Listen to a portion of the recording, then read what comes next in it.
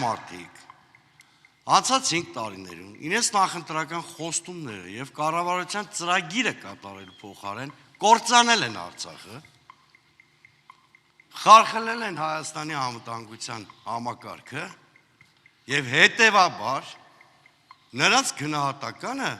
հասարակությունը պիտի տա նրանց ծրագրի կատարողականից ելնելով։ Ես ուղղակի ուզում ասել, երբ գործող իշխանությունը հայտարարում էր 21-ին իրենք ընտրվել են,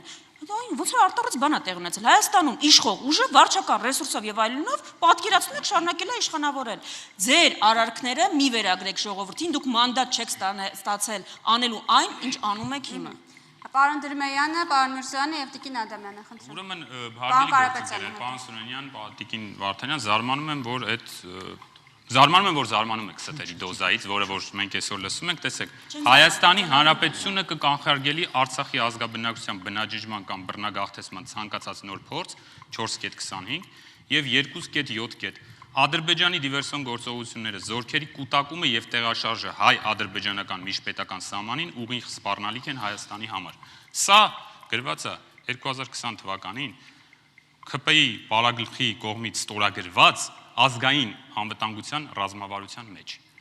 Իրենք նույնիսկ տես չեն